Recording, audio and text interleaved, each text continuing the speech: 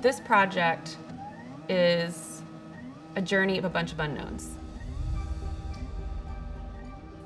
And those unknowns reach into the fine arts sector, where I have questions about the financial structure and is it beneficial to artists actually? Is it going to remain? Who's in charge of keeping it that way?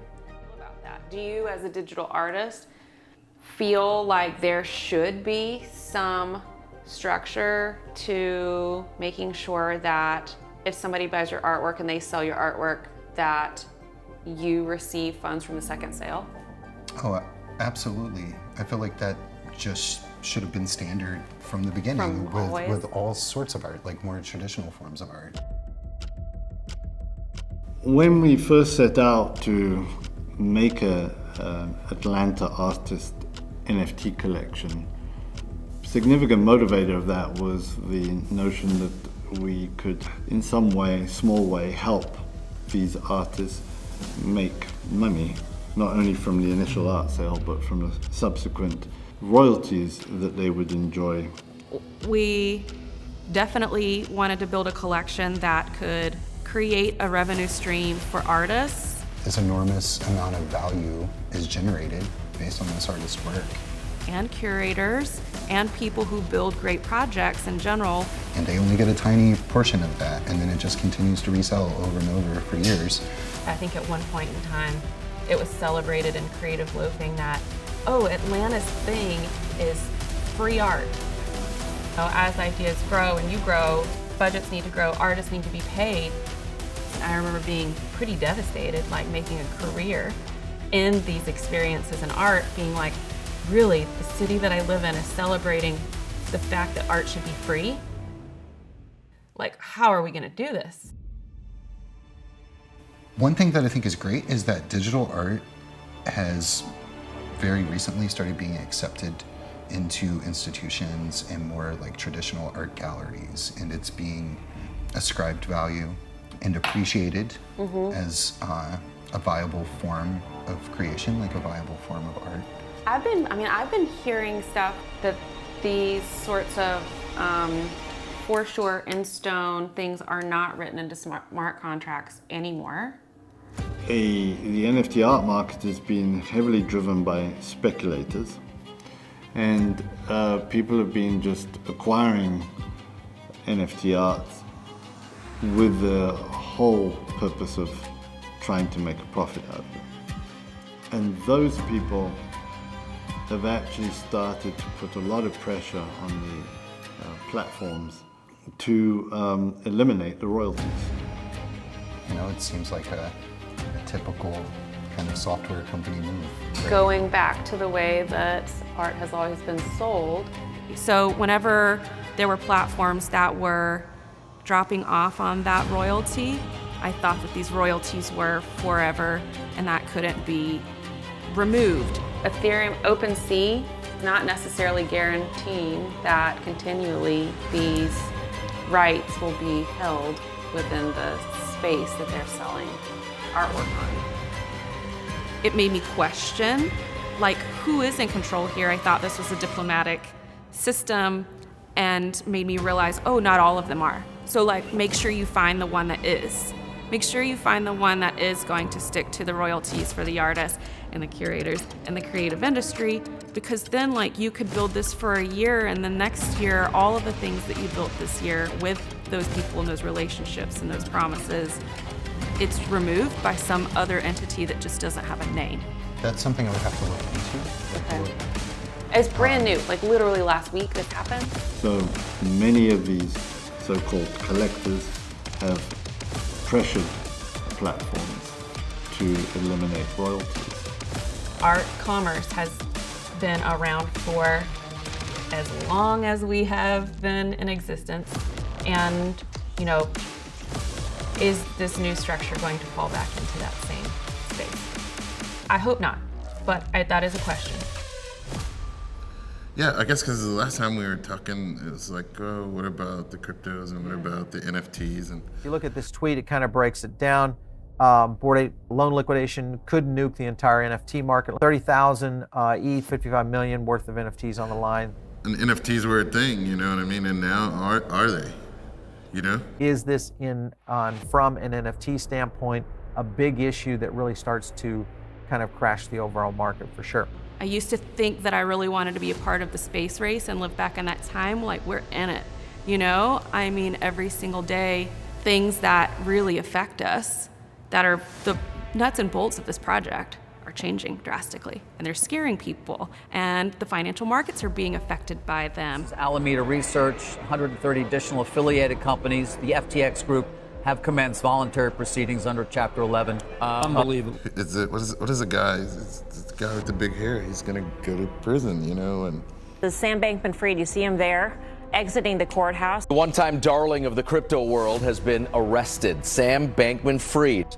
The 30-year-old ran FTX, a digital asset exchange that collapsed, leaving more than 1 million investors out in the cold. He has been ordered to report back to prison where he will be held. He's got some cute little girl wrapped up in a scam, and she's gonna go to prison too, but she's off in New York buying coffee. Wiped out. Total wipeout. In Delaware. Total wipeout. With everything that happened with the FTX scandal and the crypto crash of the last few months, a lot of people see it as detrimental, but the promise of this technology goes really far beyond just being some sort of financial mechanism. Well, this isn't even physical anymore.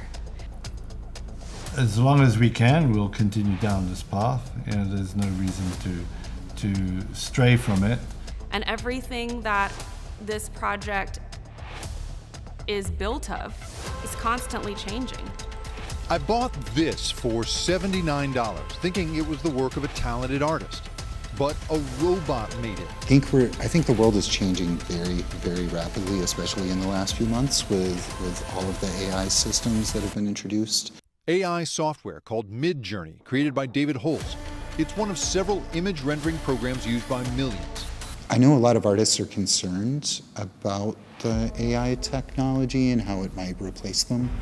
Amar Reshi asked a computer program to write a book, and in a weekend, Alice and Sparkle was finished. Or otherwise co-opt their work. The kids Amar made the book for seemed to like it, but writers and illustrators on social media did not. There are some super valid concerns from these artists. What are mechanisms we can still compensate artists? That's the lesson to you here. That's definitely the lesson. I think that's a little scary, but also pretty cool. Who owns the images that AI is producing? The way this software works, you cannot trace from the renderings back to any one image in particular. Getty Images says scanning images in its collection violates copyright. Some science fiction level shit right there, yeah. Sort of concurrent with this, NFTs are essentially a product on being built in the Web3 environment. Web3 is also enabling or the underpinnings of the metaverse. Something that I'm very interested in is personal identity in the metaverse and what happens when people start to exist as avatars, not only in digital space like a virtual reality environment, but when we're all walking around with augmented reality glasses and you can present in the real world however you'd like to be. What then happens to people who decide that perhaps they don't even want to present themselves as human or even something humanoid? You know, I think it's a really interesting conversation that Chris and I had about identity and about how we present ourselves to the world. I think one of the most powerful things about the metaverse is it allows you to have a choice. Yeah, I think the metaverse, you're able to kind of tap into any identity you want it to be, right? So if you want to be a cartoon character, if you want to be a different gender, if you want to be an object. You can become anyone or anything that you want to be. You can also do anything that you can imagine.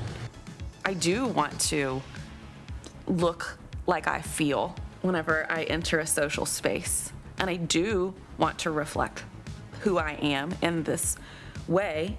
And I think that having more tools to do that again beyond what's physically on my body is really exciting. And I think that that is a space that's being explored by a lot of creative designers. Like, how do we project ourselves into the world? The metaverse to me is basically an digital alternative to the physical life that we live. But once we're able to construct entirely new worlds and entirely new identities for ourselves, then I think we start to take the next steps towards the evolution of being human. Right now, we go about our daily routines in a certain way, and I think the metaverse is just a virtual way of experiencing the same things that we experience in real life. And we're not very far away. If technology keeps advancing at the same rate, it could just be a matter of decades before we're, more machine than man. And it's more so about your imagination and about how far you can go. If I wanted to be a dragon with wings that blew out rainbow fire, you could absolutely be that. And for creatives, that's a very powerful tool. I found L. Lewis through some other collaborators of mine. I saw his work on LinkedIn, actually. His knitwear was sleek, clean, engineered, refined. And he came recommended as a fashion designer that was working in Web3, but also in, the garment space. I wanted to meet up with L. Lewis and talk to him about being a part of this collection and what O Studio could bring to the table. O Studio Design is basically a technology-based apparel brand that creates digital and physical goods. So phygital, so the portmanteau of combining two words together, physical and digital, you're able to kind of experience both sides of that. Is that phygital with an F or a PH? So if I were to buy a garment and it has a digital twin, I'm able to experience that garment in real life, but I'm also able to utilize that garment in virtual spaces. He is using advanced technology to design clothing and fabrics that would be extraordinarily difficult to do without using these software tools. He has 1,000 ideas of how that could work, and I'm so excited to see where it goes. Now we got the three of them, now we're interested to see the real deal. Yeah. And we can do that, we can have our own salespeople join them and walk them through. I started a brand because I had this fascination with sci-fi, and I really liked how everything was kind of futuristic and form-fitting. To me, what represented space travel and futurism was things that were close to the body. And so I wanted to kind of mock that and mimic that and create a garment that was inspired by futurism, had a touch of athleticism to it as well, but be able to be worn day to day. So there's all this creativity in from a design standpoint that he's pouring into the work, and the actual end results are really cool, fascinating pieces of clothing. And I'm happy to see all the ways that he's breaking boundaries with using the metaverse and a way for people to interact with his brand in different realms. I like to experience the metaverse through Oculus, through VR. I look at Instagram through VR. I look at my products through VR because to me it's right there in front of you, and it's a way that I haven't experienced the world just yet. And I just think that it's very before its time. This is one of the things that's really exciting about this art collection is that, the genesis of the idea was born out of challenging the notion that NFTs are just JPEGs or video clips. Thanks to Courtney going down the rabbit holes of the Atlanta creative community, we've been surfacing people with really great ideas that are so far removed from a JPEG or a video clip. When you create a digital garment, it's 97% less wasteful than an actual real garment. So utilizing this in your design process is ultimately good for the earth, but also you're able to kind of get your ideas out quicker. And I think this is such an asset to the industry because it has the potential to transform the entire industry if people adapted this technology. Initially, I was like, oh, he must be in New York City, but then to realize that he was in Atlanta, I was like, this is so groundbreaking and it's what the city needs. I think Atlanta is the place to experiment. When I tell this to friends, like why I came back to Atlanta, it's because I felt as though everything has been explored everywhere else. I feel like this city hasn't necessarily tapped into its potential fully. So I'm really looking forward to having an art collection that is so diverse, because that diversity is a direct reflection of the city, whether it's the racial diversity, the cultural diversity, or the creative diversity. And so I like to be in proximity to these people because I feel like iron sharpens iron, and I'm able to kind of explore more of the things that I imagine for myself. The fact that he's doing all of this design work on the computer in 3D, and he's actually outfitting avatars, got us thinking about, well, could he make a line of clothing for the avatars that we're using in our Atlanta metaverse? So, in parallel, learning about NFTs, the more I learned about the metaverse, the more I wanted to explore how we could use the metaverse to promote the city. As always, he manages to be working on something in secret for a little while before he drops any information on it. And we were talking about the NFT collection, and he casually dropped that, oh, I'm building a metaverse. He was working on building a twin city of Atlanta, and I was like, what? So here's a map of the built environment so far. This is the 22-acre park. And then, as you see here, we've got locations that we can teleport to. And as we continue to build this out, we will just add locations. I feel excited to ask constantly what the limitations are of it. You know, like, can I turn the grass into an ocean? Or like, can we make a volcano on top of this building? And, know that there's actually a team of people behind him that could technically do that, should they wish to. And so we could build a venue that actually in reality is, 3.5 miles away from the park, but you can just access it instantaneously through the teleportation. It was basically me learning how to move it around, what its limitations were at the time. This was a little bit ago. This was, a minute ago. And so every single month, I think it grows a little bit more.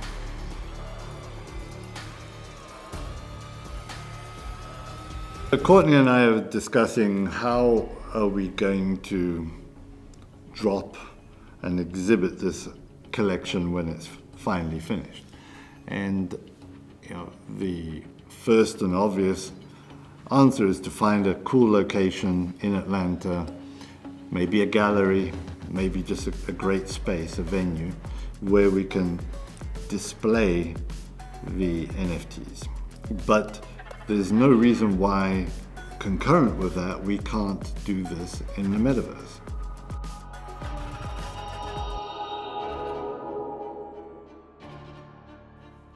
The metaverse is actually a perfectly practical application for a gallery to exist in a online digital way.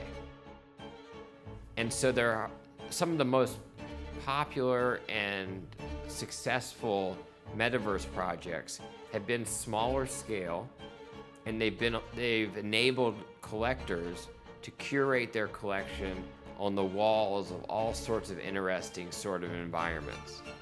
And it's really fascinating. And so one of the things that I've explored with Courtney a little bit is, could you have it as almost a gallery show, where now purchasing has become enabled in these metaverse galleries. It's not a metaverse in that you are wandering around in it and you're not seeing anybody and I don't know what I'm supposed to be doing here.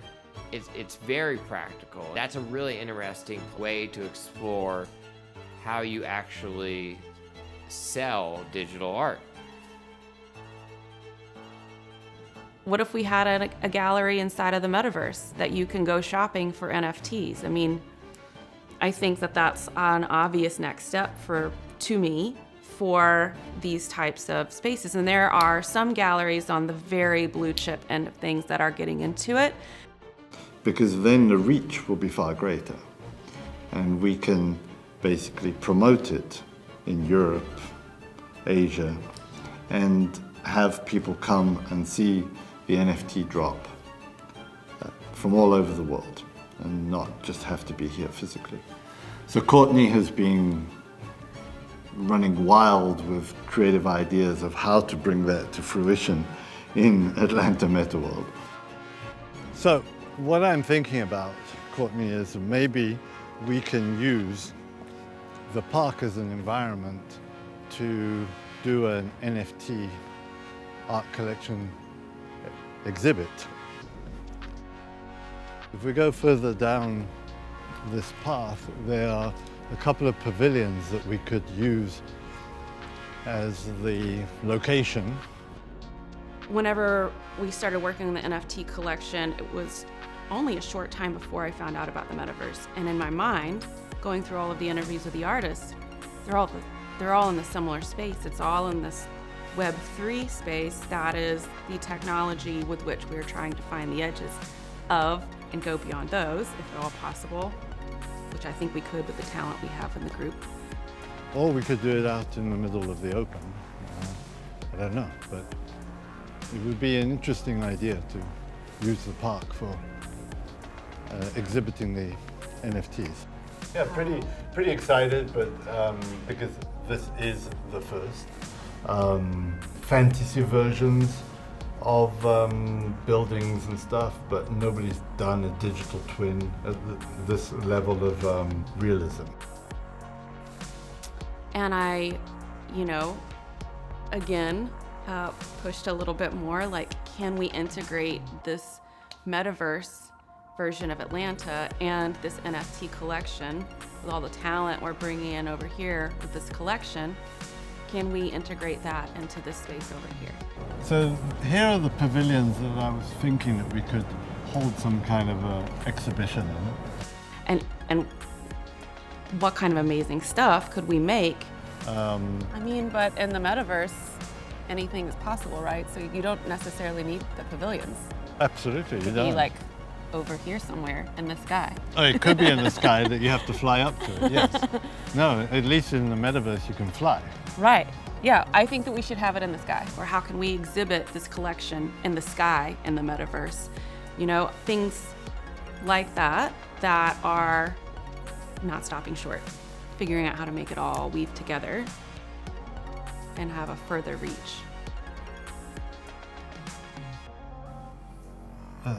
We've been doing our homework to try and learn as much about the NFT art market as possible. And it became very apparent that we were pretty ignorant. An example was a couple of very well-known multinational corporations. Porsche, for instance. Minted some NFTs. We're going to do an NFT collection, and it's going to be basically a picture of our cars. And it was met with... They didn't invest in building that community. And they basically said, here's our collection, and we're Porsche. They weren't successful. It failed miserably. What became apparent from these was that they had not involved the community who actually buy and collect these NFTs. It's really a shame too, because it's a brand that I admire. They believed in the strength of their brand, that people would just flock to it. And it didn't speak to me at all. That's one of many. There are 100 Porsches out there who have done the same thing and not taken the time to build the community. And through that conversation, it became apparent that we needed to start building community soon. way before we're ready to mint the actual collection. So the next couple of weeks are clutch to make sure that all of this goes smoothly. We're having to get everything lined up for an exhibition.